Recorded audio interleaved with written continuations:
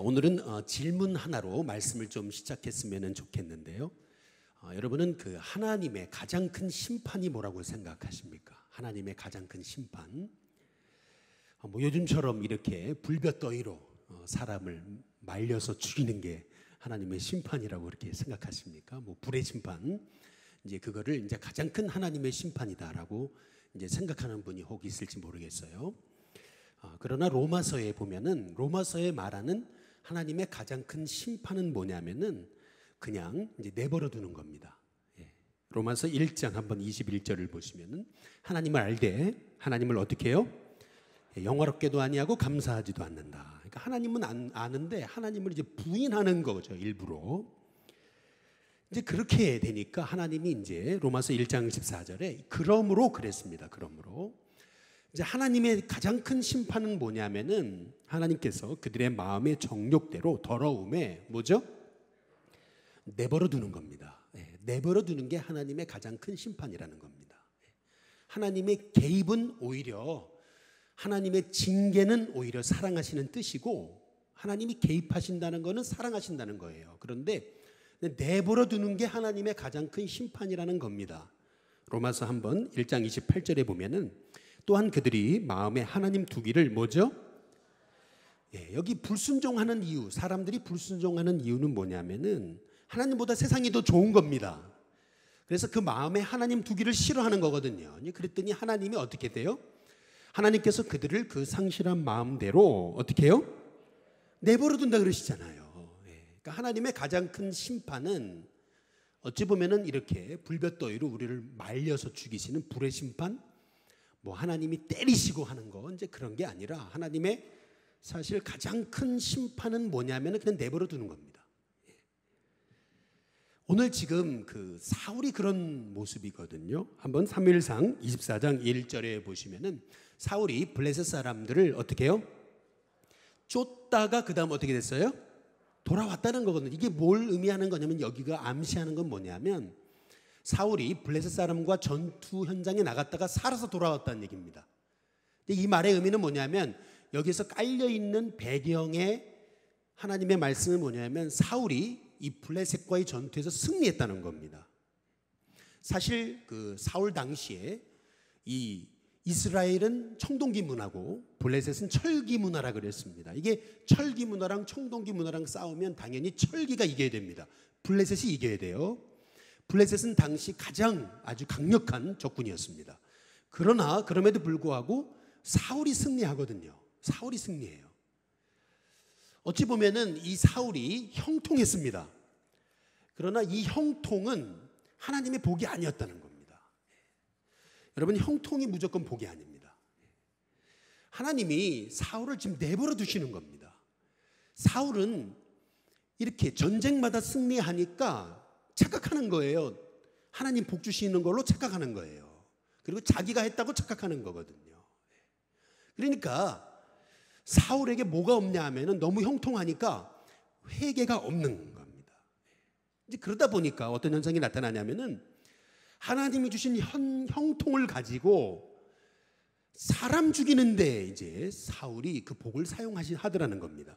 사무엘상 24장 한번 2절을 보시면은 같이 한번 읽어보겠습니다. 함께 읽습니다. 같이 읽습니다. 시작. 사울이 온 이스라엘에서 그 다음 뭐죠?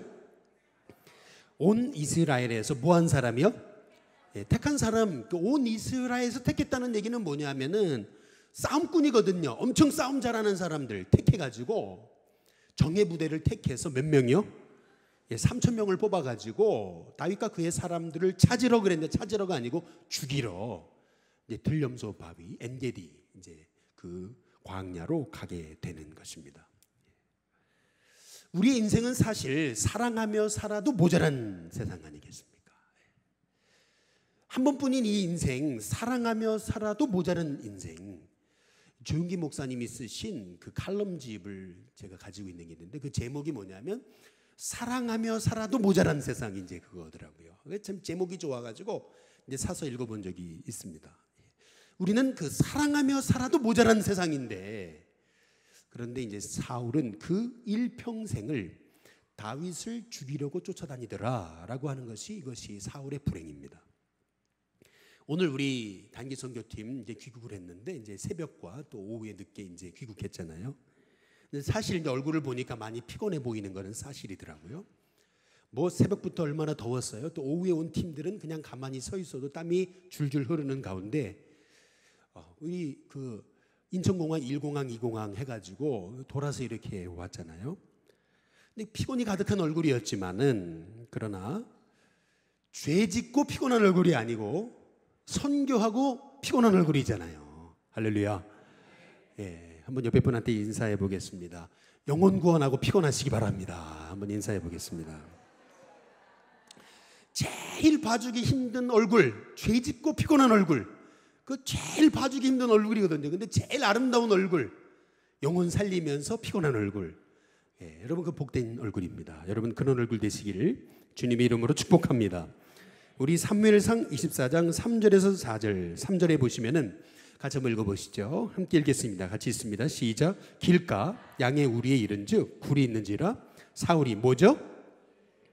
예, 제가 이제 여기 엔게디를 제가 성지순례 때 이제 가보았습니다. 정말 이 엔게디 광야에는 가보신 분들은 잘 아시겠지만은 정말 굴들이 많아요. 예, 아직도 그 끝이 발견되지 않은 굴들이 많다 그러잖아요. 우리 교회 여기 뒷 굴도 끝까지 가본 분 계십니까? 끝까지 가본 분. 뭐 어유 장로님 가보셨어요? 끝까지? 어유 대단하시네. 박수 한번 쳐주시기 바랍니다. 저도 한번 가보고 싶은데 얼마 전에 그 SBS에서 이제 촬영이 나왔어요. 그래서 모닝 와이드에서 이 우리 일신교회 뒤에 있는 이 굴에 대해서 방영을 했습니다. 예, 어제 그저께 할렐루야. 예, SBS 모닝 와이드 여러분 재방송 한번 보시길 바랍니다. 우리 일신교회 나왔는데 여러분 보세요. 여기 엔게디 광야 이 굴에 얼마나 굴이 많은지 끝을 모르는 굴들이 많아요. 진짜로. 그런데 이제 사울이 마침 다윗을 잡으러 갔다가 이 사울이요 어떤 사람이냐면은 늘 이 사람이 이렇게 신경과민 증상을 가지고 있는 사람이거든요. 신경과민. 그러니까 신경과민 증상의 사람들 대표적인 증상이 뭐죠? 위궤양, 위적인 문제가 있잖아요. 이제 그러니까 이 사람이 아무도 다윗을 잡으러 갔다가 갑자기 뭐가 아파요? 뭐가 아파요? 배가 아파가지고 갑자기 이제 죄송합니다. 막 뒤로 나오려 그러는데 이게 왕이 이제 채통이 있잖아요. 왕이 채통이 있는데 어떻게 다 보는 앞에서 거기서 일을 볼 수 있습니까? 이제 그러니까 참아가지고 굴로 쑥 들어가가지고 말이죠. 근데 일을 보는 거거든요. 그래서 여기 사무엘상 24장 3절을 다시 보시면은 사울이 뭐를 보러요? 예, 뒤를 보러. 여러분 옛날에 뒷간이라 그랬잖아요. 뒤를 보러 이제 들어간 거죠. 그런데 누가 있어요? 다윗과 그의 사람들이 그 굴 깊은 곳에 숨어 있었습니다. 아니 어떤 분들은 아니 이런 동화 같은 얘기가 어딨냐, 말도 안 되는 얘기냐 이렇게 생각할지 모르지만은 여러분이 그 이스라엘을 안 가보셔서 그렇습니다. 가보시면 이해가 됩니다. 더구나 이 광야를 한번 가보신 분들은 이 햇빛이 얼마나 센지요. 햇빛에 이렇게 눈이 노출되다가 여러분 이 선글라스도 없이 갑자기 굴로 싹 들어가 버리면 어떤 현상이 나타나면은 이게 동공이 적응이 안 되는 거거든요. 그래가지고 싹 들어가면은 아무것도 안 보여요. 네. 여러분 선글라스 사시기를 바랍니다. 선글라스 사야 돼요. 요새는 너무 세가지고 진짜로 잠깐 나갔다가 제 사택에 들어가도 아무것도 안 보여요. 그런데 이게 광야에서 이게 사울이 대낮에 막 달려가다가 갑자기 굴에 들어갔으니 아무것도 안 보이죠. 더구나 지금 배가 아파가지고 막 배를 부여잡고서 완전구정을 했는데 그걸 다 풀어 헤쳐가지고 절로 던져버리고 거기다 이제 일을 보고 있는데 그러니까 이 뒤에 사람들이 있는지 없는지를 모르는 거예요. 근데 마침 거기 누가 있어요? 다윗이 있는 거잖아요. 네. 여러분 사울이 남을 죽이려다가 결국 자기가 죽게 되는 상황이 놓여지게 된 겁니다. 남을 해하려다 보면은 결국 자기가 해함을 당하는 거거든요. 근데 사실 이게 이제 굴러 들어온 떡이거든요. 이게 웬 떡이냐 이렇게 되는 겁니다. 야, 정말 하나님 너무나 다윗을 사랑하시는가 보다. 너무나 사랑하셔가지고 지금 다윗을 죽이려는 원수가 코앞에서 무방비 상태에서 뭘 놓고 있어요? 뭘 놓고 있어요? 그러니까 얼마나 지금 찬스예요 이게. 야, 그러니까요 이 다윗의 부하들이 뭐라 그러죠? 거기 사무엘상 24장 4절에 한번 보세요. 4절에 보면은 보소서 그러잖아요. 여호와께서 당신에게 정말 진짜 이 모든 고난을 한순간에 한 방에 끝낼 수 있는 그날이 찾아왔는데 거기 뭐라 그래요? 오늘이 그날입니다. 바로 오늘이 그날입니다. 딱 그러잖아요. 예. 여러분 이게 사실은 사탄의 음성입니다. 예. 사탄의 음성은 뭐냐면은 한 번만이라는 거예요. 한 번만. 이번만 눈 감고 딱 눈 감고 한번 사울을 딱 찔르라는 거예요. 한 번만 눈 감으라는 거예요. 예. 여러분 사탄이 주는 음성은 딱 이번만 한 번만 눈 감고 한번 죄를 저지르라는 거죠. 사실은 이 사탄의 음성도 굉장히 설득력이 있습니다. 상당히 일리가 있어요.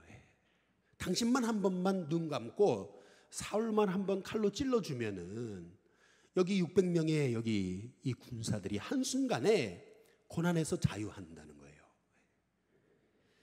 그러니까 이제 고생 끝 행복 시작이라는 거거든요. 우리가요 이게 이 죄의 유혹을 받을 때는요 그 죄가 얼마나 그럴싸해 보이는지 모르는 거거든요. 아니 어떻게 그런 놈하고 사냐고 말이죠. 어떻게 그런 놈하고 사냐고. 그냥 갈라서라고. 그러면 얼마나 자유한지 모른다고. 이제 그거 얼마나 자유해 보이고 갈라서면 자유해 보이잖아요. 그래가지고 어떤 분들은 애들 결혼만 해봐라 이제 그렇게 하는 분들도 요새는 많대잖아요. 결혼만 해봐라 이제. 여러분 이게 한번 옆에 분한테 인사해 보겠습니다. 이게 사탄의 음성입니다. 한번 인사해 보시겠습니다.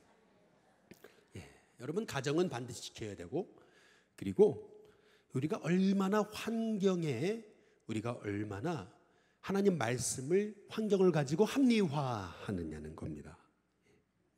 근데 다윗이 이제 어떻게 하냐면은 사무엘상 24장 5절 한번 보시죠. 5절에 보면은 그리한 후에 사울의 그다음 뭐죠? 네, 옷자락 뱀으로 말미암아 다윗의 마음이 어떻게 했어요? 네, 찔려 그랬거든요. 예. 한번 따라해 보겠습니다. 마음이 찔려. 예, 여러분 마음이 찔리는 게 복입니다.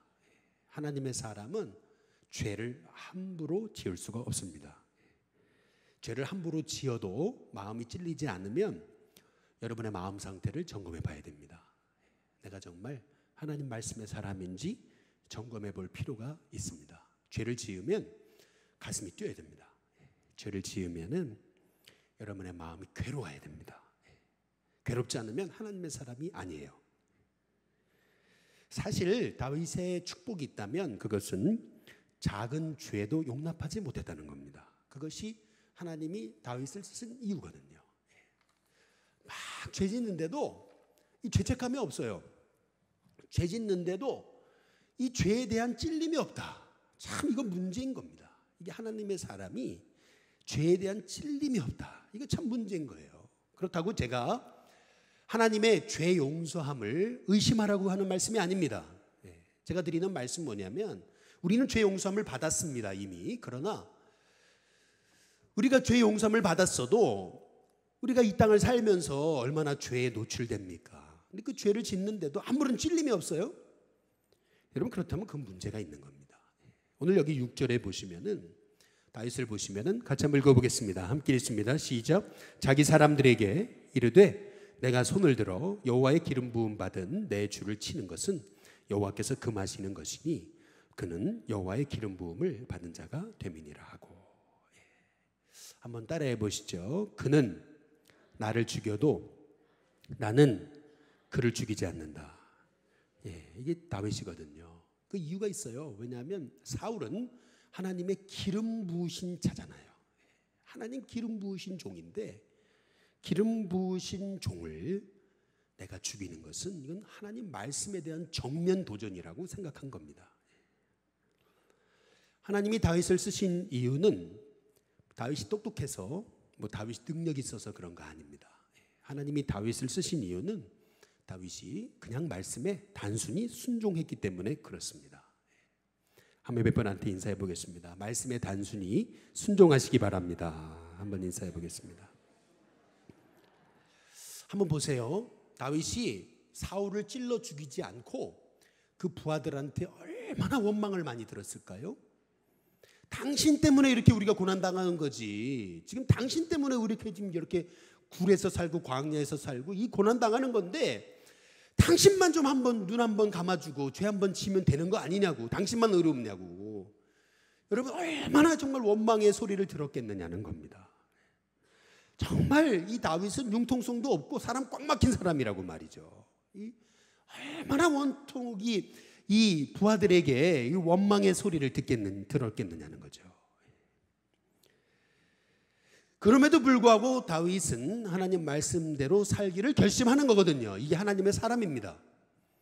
그러나 여러분 사울은 어쩌죠? 사무엘상 24장 한번 9절을 보시면은 24장 9절에 거기 보면은 다윗이 사울에게 얘기하잖아요. 뭐라고 얘기하냐면은 왕은 왜 사람들의 말을 그렇게 귀 기울이냐고. 이제 그 얘기입니다. 여기서 우리가 알 수 있는 사울의 문제가 있습니다. 사울의 문제는 뭐냐면은 너무 사람의 마음에, 사람의 말에 너무 치우치는 거예요. 이 사람 얘기하면 일로, 저 사람 얘기하면 절로. 인간은 100% 죄인이잖아요. 인간이 100% 죄인이라는 것은 이 말이, 여러분 이 말이 죄인이라는 거거든요. 그러면 인간은요 누구나 다 그 말로 실수할 수 있고 범죄할 수 있고 원망할 수 있고 비판할 수 있는 거거든요. 그런데 이 사울은요 너무 사람의 말을 귀 기울이는 거예요. 지금 다윗이 그거를 알아채린 거예요. 다시 사무엘상 24장 9절 다시 한번 읽어보시죠. 같이 읽겠습니다. 함께 읽습니다. 시작. 다윗이 사울에게 이르되 보소서 다윗이 왕을 해하려 한다고 하는 사람들의 말을 왕은 어찌하여, 그 다음 뭐죠? 왜 그 사람들의 그 말도 안 되는 말을 거저것대로 들으시냐고. 지금 이게 다윗의 얘기 아니에요? 잠언 29장 25절에 보시면은 한번 같이 읽겠습니다. 같이 읽습니다. 시작. 사람을 두려워하면 올무에 걸리게 되거니와 여호와를 의지하는 자는 안전하리라. 결국 여러분 사울이 넘어진 원인은 사람 의식해서 그런 거거든요. 사람 보고 사람 말 의지해서 이제 그렇게 돼야 되는, 그렇게 넘어진 거거든요. 그러나 다윗은 끝까지 말씀대로입니다. 한번 따라해 보겠습니다. 끝까지 말씀대로. 끝까지 말씀대로인 거예요. 거기 사무엘상 24장 11절에 보면은 다윗이 오죽 답답하면 뭐라 그러냐면 내 아버지 그러지 않습니까? 아버지라고 그래요. 사실 아버지잖아요. 장인어른이잖아요. 사실 아버지거든요. 물론 사울이 다윗의 아내 미갈을 딴 남자에게 줘버렸잖아요. 그러나 그럼에도 불구하고 내 아버지잖아요. 그러면서 다윗이 이제 뭐라 그래요? 같이 한번 읽어보겠습니다. 내 아버지요. 같이 읽습니다. 시작. 내 아버지요 보소서 내 손에 있는 왕의 옷자락을 보소서 내가 왕을 죽이지 아니하고 겉옷자락만 베었은즉 내 손에 악이나 죄과가 없는 줄을 오늘 아실지니이다. 왕은 내 생명을 찾아 해하려 나는 왕에게 범죄한 일이 없나이다. 저요 아버지, 저는 아버지 죽이지 않습니다. 전 죽이려고 꿈에도 꾸지 않았습니다. 사람들이 제가 아버지를 죽이려고 하는 것은 그것은 사람들의 모함입니다. 보소서 내가 죽이려면 죽일 수 있었는데 옷자락만 싹 베지 않았습니까? 저를 좀 믿어달라고 이제 그 얘기를 하는 거예요. 좀 믿어달라고 말이죠. 그 사무엘상 24장 거기 16절 17절에 보니까 이제 드디어 이제 사울이 깨달았잖아요. 아, 다윗이 죽이려는 게 아니구나. 이제 깨닫고 사울이 내 아들아 이제 그러거든요. 아버지 그러니까 아들아 이제 그러는 거예요. 그러면서 사울이 소리를 높여 울었다 그래요. 누가 울었어요? 다윗이 아니에요. 사울이 울었습니다. 그러면서 17절에 같이 한번 읽어보겠습니다. 같이 읽습니다. 시작. 다윗이 이르되 나는 너를 학대하되 너는 나를 선대하니 너는 나보다, 그 다음 뭐죠? 한번 따라해 보겠습니다. 너는 나보다 낫다. 너는 나보다 낫다. 이제 그 얘기거든요. 여러분 이게 이제 왜 이렇게 중요한 거냐면은 이제 사울이 이제 자기의 잘못을 보았다는 겁니다. 그러니까 내가 잘못했다 이제 이 얘기잖아요. 여러분 잘 아시는 그 다말과 유다 사건을 아마 잘 아실 것입니다. 다말이요, 이제 남편이 죽고 동생까지 죽잖아요. 이제 그러니까 이제 유다는 생각하기를, 시아버지 유다는 생각하기를, 이제 다말은 내 아들 잡아먹는 뭐죠? 니은, 이은, 니은 뭐 이렇게 된 거예요. 네. 내 아들들 잡아먹는 여자가 아니에요, 이거는요. 이제 그러니까 이제 유다 입장에서는 이 며느리 다말에게 이제 막내까지 줄 수는 없는 거예요. 막내까지 줄 수는 없는 거거든요. 그러니까 이제 막내를 안 주잖아요. 너는 집에 가 있으라 이제 그러잖아요. 그러니까 이제 유다 입장에서는 과부인데다가 버림받았잖아요. 당시에 여자가요, 이제 과부가 되고 이제 버림받았다는 얘기는 이제 죽으라는 얘기잖아요. 다말이요, 자기의 믿음의 씨를 이으려고, 자기 계보를 이으려고 생명건 모험을 하잖아요. 생명건 모험이에요. 그게 뭐냐면 창녀 복장을 하고 유다가 있는 머무는 곳에 가가지고, 그래가지고 이 유다와 같이 자잖아요.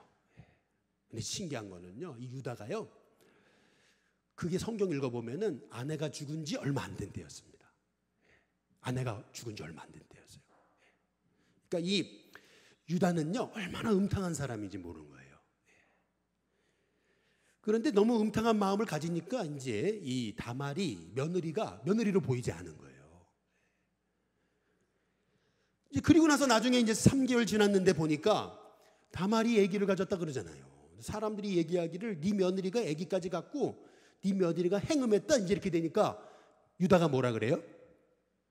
창세기 38장 24절 한번 보시죠. 24절에 보니까 같이 한번 읽어보겠습니다. 함께 있습니다. 시작. 석 달쯤 후에 어떤 사람이 유다에게 일러 말하되 내 며느리 다말이 행음하였고 그 행함함으로 말미암아 뭐 했어요? 임신하였느니라. 유다가 이르되 그를 뭐죠? 끌어내요. 뭐죠? 불사르라. 우리식으로 말하면 죽일년이에요. 죽일년. 죽일년이 어디 있어요? 이런 죽일년이. 그래가지고 그냥 죽이라는 게 아니고 뭐예요? 불살라 죽이라는 거예요. 얼마나 잔인합니까? 아니 그래도 며느리잖아요. 며느리. 자기 며느리였던 사람인데 불살라 죽이라는 거잖아요. 여러분 원래 자기 지은 죄가 큰 사람이 어찌 보면 남한테 더 똑같은 죄를 짓는 사람이 더 매정한 거거든요. 자기 죄는 보지 못하고 이 다말의 이 죄를 보는 거예요. 사실 다말은요, 씨를 잇기 위해 생명건 모험을 한 건데 이제 그 진실이 드러나잖아요. 진실이 드러난 거예요. 진실이 다 드러나고 나니까 여러분 유다가 뭐라 그래요?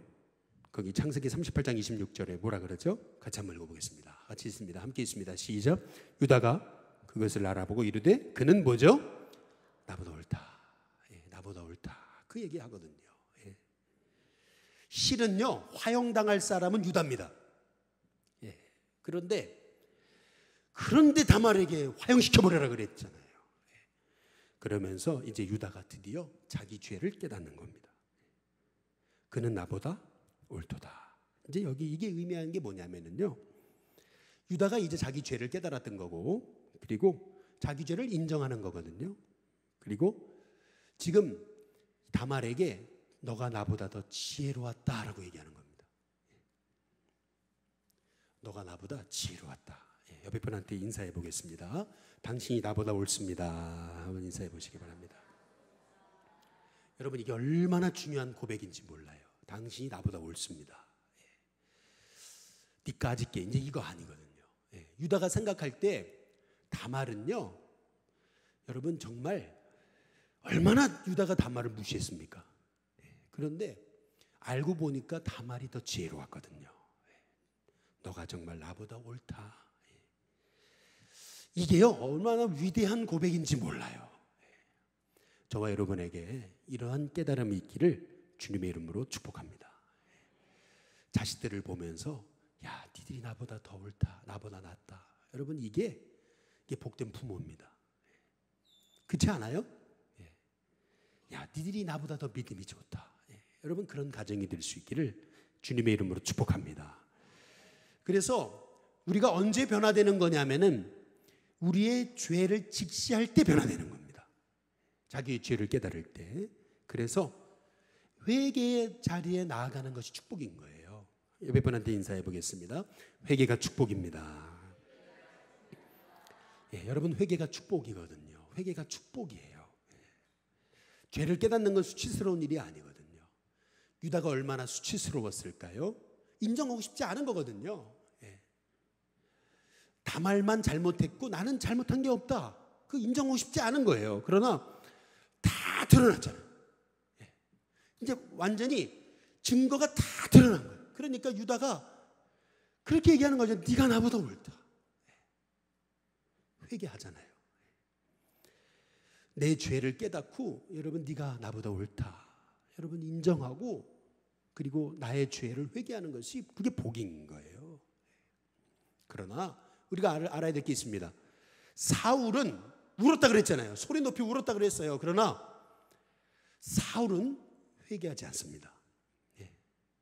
따라해 보겠습니다. 회개는 우는 것이 아니다. 예, 회개는 우는 것이 아닙니다. 예. 누구나 울 수 있습니다. 사울도 울었습니다. 진정한 회개는 뭐냐면은 거기 요한복음 8장 한번 10절과 11절에 보면 예수님께서 가늠하다 붙잡힌 여자에게 얘기하시잖아요. 진정한 회개란 뭐냐?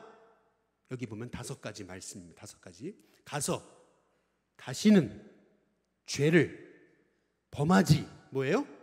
말라. 한번 따라해 다시 손 들고 한번 따라해 보겠습니다. 가서 다시는 죄를 범하지 말라.